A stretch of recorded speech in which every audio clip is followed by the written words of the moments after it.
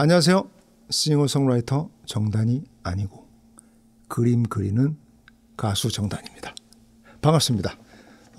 이렇게 이야기하는 영상은 오래간만인 것 같아요.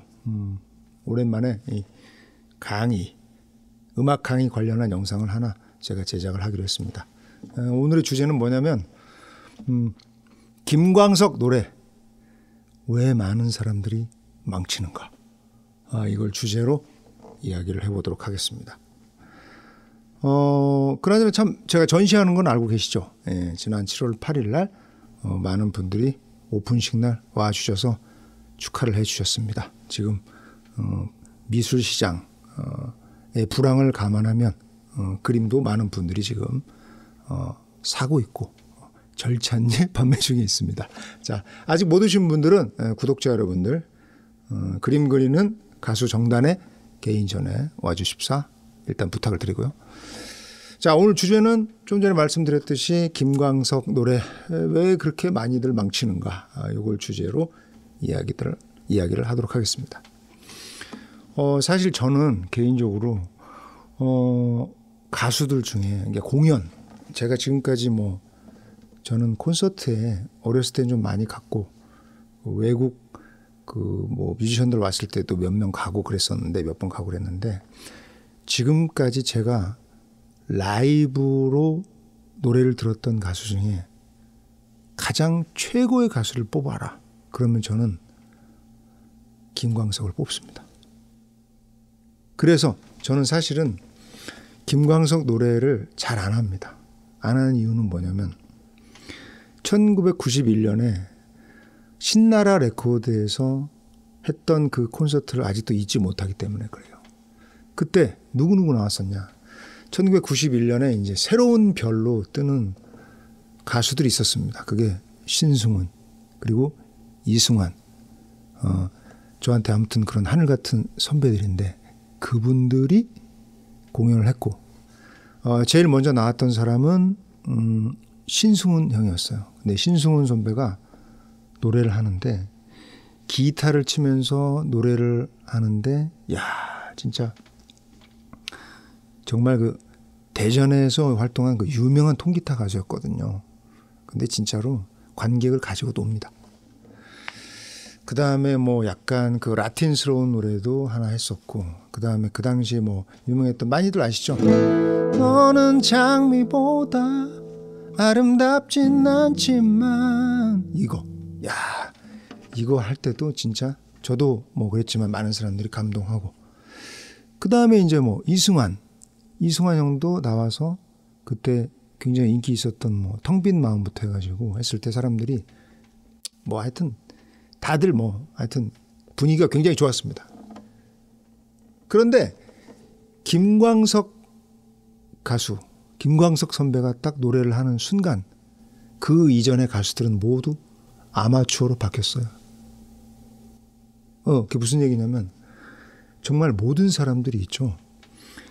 옆 사람의 숨소리조차도 미안할 정도로, 숨 쉬는 소리조차도 미안하게 느껴질 정도로 그렇게 모든 사람들이 정말 쥐 죽은 듯이 노래를 감상하고 있었으니까. 누구 노래를? 광석이 형 노래를. 그래서 김광석 형 노래를, 근데 저도 그렇게 들을 수밖에 없었어요. 왜 그러냐면 이제까지 한 번도 그렇게 사람의 어떤 그 혼을 빼놓는 그런 어떤 노래는 태어나서 한 번도 들어본 적이 없거든요. 하여튼 그 LP, 그때는 LP판이었는데 LP판으로 듣던 그 김광석의 노래와 그 현장에서 들었던 그 노래는 정말 하늘과 땅 차이였던 것 같아요. 아무튼 그때 저는 굉장히 많이 감동을 했습니다. 감동을 하고, 이제부터는 저는 그때 사실 그림을 그리려고 생각하고 있었는데, 가수가 될 그런 꿈은 꾸지 않았었는데, 그냥 취미로라도 김광석 노래는 하지 말아야 되겠다. 그러니까 이렇게 다짐을 하고 그 다음부터는 김광석 노래는 가급적 피했습니다. 너무 대단하니까 괜히 했다가 이제 망칠까 봐. 그런데 제가 이제 20대 후반에 통기타 라이브를 하는 곳을 이제 간 적이 있어요. 그때 제가 이제 락 밴드를 하다가 락 밴드가 이제 우여곡절 그때 깨진 거야. 그러고 나서 이제 통기타를 들고 어디 좀 호프집이나 이런 데서 좀 아르바이트 같은 걸 좀 하고 노래를 하면 안 될까라고 생각하고 다녔는데, 이제 한마디로 얘기하면 그때 이제 통기타 가수를 제가 잠깐 한 겁니다. 통기타 가수를. 근데 그때 너무나 많은 가수들이 김광석 노래를 불러요. 굉장히 많은 가수들. 그런데 하나같이 다 김광석 노래를 좀 그분들이 들으면 기분 나쁘겠지만 다 망친다라고 저는 느꼈습니다. 근데 그때는 그 망치는 이유가 뭔지 몰랐어요. 그때는 그냥 뭐 김광석 씨는 뭐 더 좋은 목소리를 타고났으니까 목소리가 뭐 그보다 안 좋으니까 당연히 뭐 별로이지 않을까, 그런 생각을 했는데, 나중에 제가 그래도 이제 음악에 대해서 많이 분석도 해보고 연구도 해보고 그러면서 내린 결론인데, 김광석의 노래야말로 사실은 그 핵심은 리듬에 있다. 이런 결론을 저는 내리게 됐습니다. 그거에 대해서 오늘 이제 설명을 좀 드리고 싶어요. 사실 레슨을 이제 하거나 레슨을 하고 학생들을 보거나 이러면 정말 놀라운 것이 10대 학생들도 김광석 노래를 좋아합니다. 이등병의 편지는 20대 초반 친구들 아직도 불러요. 뭐 제가 실용음악과 강의 나갈 때 그 김광석을 좋아하는 애들이 아직도 많다라는 걸 저는 놀라고 있습니다. 뭐 우리 그 40대들, 40, 50대들 뭐 서태지의 그 굉장히 그 미쳤던 그 세대지만 지금 나이 먹으면 서태지 노래 안 하고 저 뭐 카스바의 여인 뭐 이런 트로트 많이 부르잖아요. 노래방 가면. 그런데 10대들이 김광석을 좋아하는 것도 어떻게 보면 좀 아이러니인 것 같지만 그게 어떤 한국인의 정서의 깊은 곳에 그런 깊은 감성을 좋아하는 그 뭔가가 있지 않나. 그래서 저는 뭐 당연한 것 같아요. 어떻게 보면. 그리고 울림이 깊고 그래서 잔향이 길다고나 그럴까요? 그래서 세대를 초월해서 아직도 많은 사람들이 김광석의 노래를 부르기도 하고 듣기도 하고 그런 것 같습니다. 자, 이야기가 좀 핵심이 좀 샜어요. 논점이. 근데 이제 제가 얘기하고자 하는 건 뭐냐면 김광석 노래의 핵심은, 포인트는 오히려 리듬에 있다. 이 얘기가 오늘의 중점적인 내용입니다. 자, 그 얘기는 무슨 얘기냐면 첫 번째, 리듬에 관해서 이야기하면 첫 번째는 김광석 노래의 핵심은 안정된 템포감에 있다. 그걸 첫 번째로 지적하고 싶습니다. 그 무슨 얘기냐면 통기타 하나로 어떤 노래를 풀어가는 게 김광석 콘서트의 핵심이었거든요. 통기타와 하모니카, 이런 단순한 악기를 이용해서. 그랬는데 통기타하고 노래를 두 개로 이렇게 어떤 퍼포먼스를 할 때 중요한 건 뭐냐, 비가 내리면 나를 둘러싸는 시간에 숨결이 떨쳐질까, 비가 내리면, 뭐 이런 노래를 할 때 굉장히 많은 사람들이 실수하는 게 뭐냐면 템포감이 왔다 갔다 하는 거예요. 그럼 김광석은 템포감이 왔다 갔다 하느냐? 별로 안 왔다 갔다 해요. 그게 무슨 얘기냐면 템포감을, 안정된 템포감을 가지고 있다. 이제 흔히 이야기하는 메트로놈이라고 아시죠? 요즘에 메트로놈 어플로 다운받을 수 있습니다. 그거 뭐 가는 게 있는데, 김광석 노래를 들어보면 뭐 김광석 다시 부르기 같은 앨범도 그렇고 라이브도 그렇고 시종일관 상당히 안정된 템포감을 갖고 있다는 얘기예요. 즉 템포가 갑자기 빨라졌다, 갑자기 느려졌다 하지 않아요. 그런데 굉장히 많은 통기타 가수라고 하는 분들, 흔히 이제 그렇게들 부르고 또 본인도 스스로 얘기하고 그런 분들의 노래는 상당히 템포가 많이 왔다 갔다 해요. 굳이 제가 흉내내면 비가 내리면 나를 둘러싸는 시간에 숨결이 떨쳐질까, 약간 이런 식입니다. 제가 좀 과장을 했지만 이런 식으로 템포감이 왔다 갔다 해요. 그런데 그게 음악적 흐름과 무관하게 왔다 갔다 한다는 겁니다. 근데 여기서 제가 감에 대해서 한마디 이제 말씀을 드리면, 굉장히 많은 사람들이 기타를 꽤 잘 치고 그런 사람들도 노래만 같이 하면 템포감이 무너지는 사람들이 많아요. 그건 왜 그러냐? 그건 대부분은 연습 부족입니다. 연습 부족. 뭘 연습하셔야 돼요? 메트로놈을 틀어놓고 기타도 치고 노래도 하는 그런 반복 연습이 필요한 거예요. 그런 기본적인 연습이. 물론 뭐 김광석 형이 그런 연습을 따로 했는지 그건 제가 이제 그분한테 물어봐야 되지만 이제 물어볼 수 없으니까 어쩔 수 없는데 제 경우는 메트로놈을 틀어놓고 하는 연습을 20대 후반에 굉장히 많이 했습니다. 그러다 보니까 통기타 클럽에서 흔히 이제 통기타 가수라고 하는 분들이 노래를 하는 걸 들었을 때 저는 정말 깜짝 놀랐어요.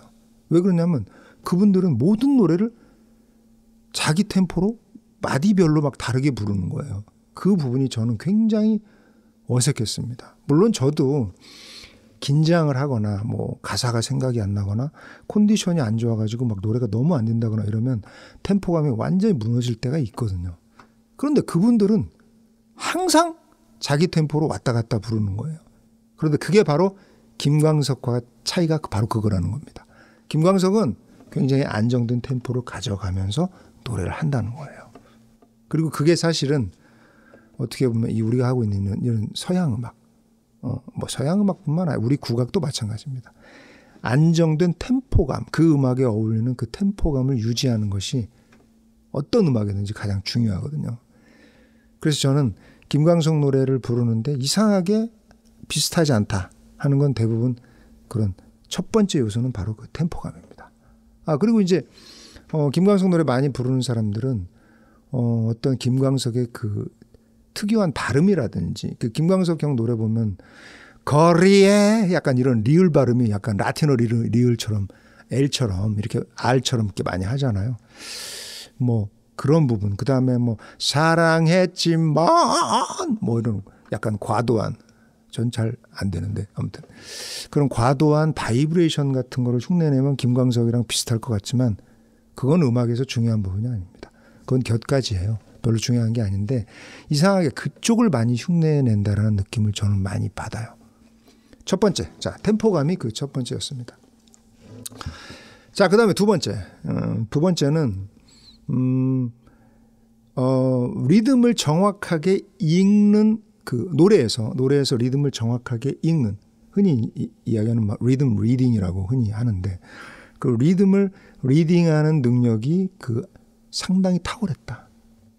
그러니까 김광석의 노래는 뭐 목소리 자체가 좋은 것도 있지만 그 상당 부분의 핵심은 리듬의 강약이 그 노래에 어울리게끔 적당히 바운스한 자리는 바운스하고 스트레이트한 자리는 스트레이트하게 상당히 잘 읽어지고 있다는 것을 아셔야 돼요. 저도 어렸을 때는 몰랐습니다. 음악을 많이 이제 저도 경험을 갖고 프로듀싱을 하고 작곡도 하고 녹음도 하고 공연도 많이 다니면서 그제서야 알게 된 거예요. 그러니까 예를 들면 제가 여기 악보가 이거 오래된 그 가요 대백과 악보입니다. 거기 보면 흐린 가을 하늘에 편지를 써 이게 있는데 비가 내리면 나를 둘러싸는 시간에 숨결이 떨쳐질까. 자, 요런 게 있는데 여기 보면 비가 내리면 이런 것들은 전부 다 16분음표로 악보를 그려야 되는 그런 16 흔히 이야기하는 좀 이야기하자면 16 바운스 아주 바운스한 리듬이에요. 그 뭐 김광석이 뭐 바운스한 뭐 R&B 가수냐 그건 아니지만 대부분의 노래들은 이와 같은 바운스한 리듬들이 다 그 노래에 나옵니다. 그게 뭐 발라드 뭐 어떤 R&B 이런 거에만 나오는 게 아니에요. 김광석 노래에도 이미 다 일제 식민지 시대에 우리 선배들이 쓴 곡들에도 다 이와 같은 리듬이 다 나오는 거거든요. 근데 거기서 보면 김광석은 비가 내리면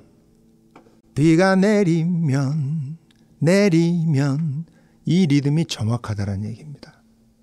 근데 굉장히 많은 김광석 좋아해서 노래하는 가수들은 상당 부분이 이걸 어떤 박자로 불렀는지 악보로 그리기 애매하게 많이 불러요.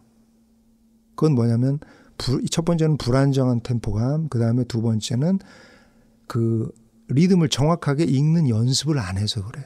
그냥 적당히 흉내내니까 그와 같은 결과가 나오는 겁니다. 그러니까 리듬을 내리면 정확한 타이밍에 읽는 연습을 하셔야 돼요. 그럼 액센트는 어디에 있죠? 비가 내리면 면에 액센트가 있는 거예요. 그런 액센트 감이 그 노래에 다 곳곳에 정확하게 다 들어가 있다. 그런 얘기입니다. 김광석 노래가. 자, 그 다음에 그 뒤에 뭐 자주 나오는 리듬 있죠.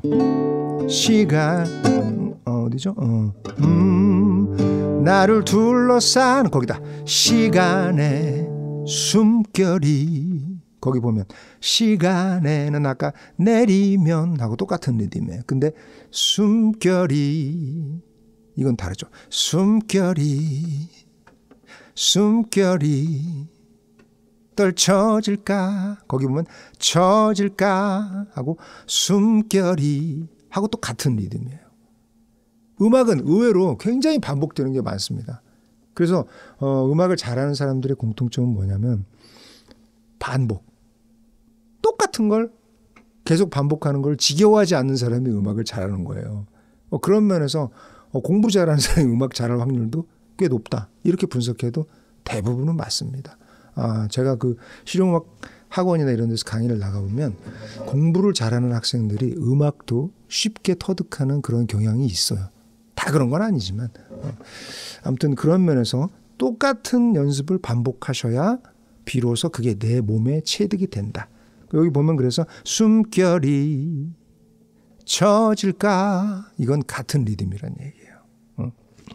그래서 그런 리듬이 정확하게 리딩이 되면 비로소 느낌이 나온다. 근데 이제 뭐 김광석 노래의 상당 부분은 또 그런 목소리 자체도 무시할 수는 없죠.